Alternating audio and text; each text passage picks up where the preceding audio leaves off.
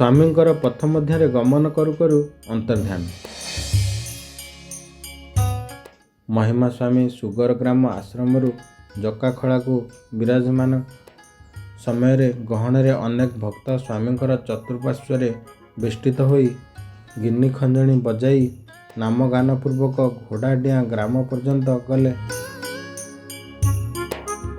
ଘୋଡ଼ାଡିଆଁ ଠାରୁ ଜକା ପର୍ଯ୍ୟନ୍ତ ସହସ୍ର ସହସ୍ର ଲୋକ ପଥ ମଧ୍ୟରେ ସ୍ୱାମୀଙ୍କୁ ଦର୍ଶନାଭିଳାଷରେ ଅପେକ୍ଷା କରି ରହିଥାନ୍ତି ଓ ଜକା ଆଶ୍ରମ ଚତୁଃପାର୍ଶ୍ୱ ଓ ଚତୁର୍ଦିଗରୁ ଲୋକମାନେ 1 ମାଇଲ ଦୀର୍ଘ ପ୍ରସ୍ତର ବ୍ୟାପୀ ରହିଅଛନ୍ତି।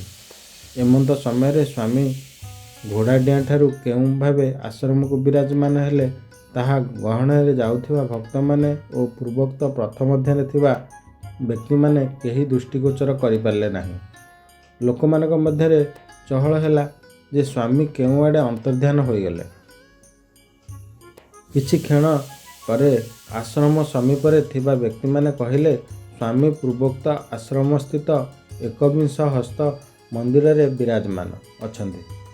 ଘୋଡ଼ାଡିଆଁ ଠାରୁ ଉକ୍ତ ଆଶ୍ରମ ପ୍ରାୟ 2 କ୍ରୋଶ ଅନ୍ତର ହେବ।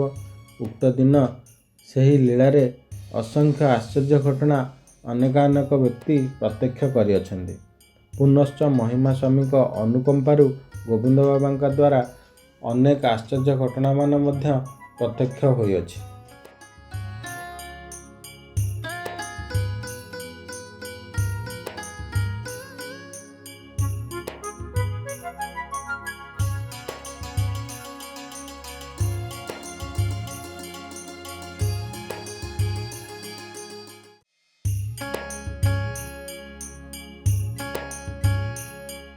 ସ୍ୱାମୀଙ୍କର ପଥ ମଧ୍ୟରେ ଗମନ କରୁ କରୁ ଅନ୍ତର୍ଧ୍ୟାନ।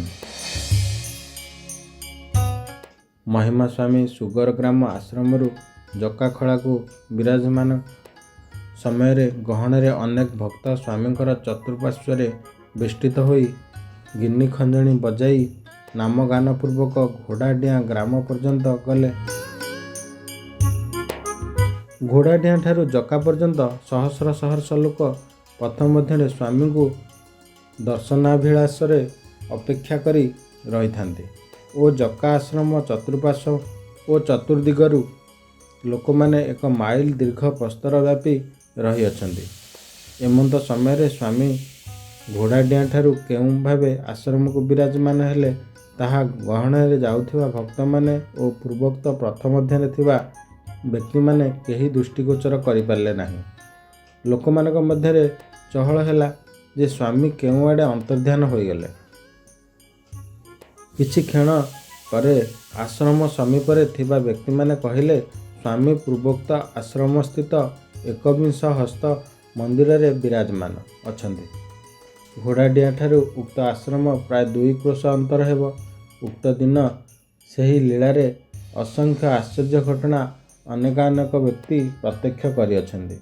ପୁନଶ୍ଚ ମହିମା ସ୍ୱାମୀଙ୍କ ଅନୁକମ୍ପାରୁ ଗୋବିନ୍ଦ ବାବାଙ୍କ ଦ୍ୱାରା ଅନେକ ଆଶ୍ଚର୍ଯ୍ୟ ଘଟଣାମାନ ମଧ୍ୟ ପ୍ରତ୍ୟକ୍ଷ ହୋଇଅଛି।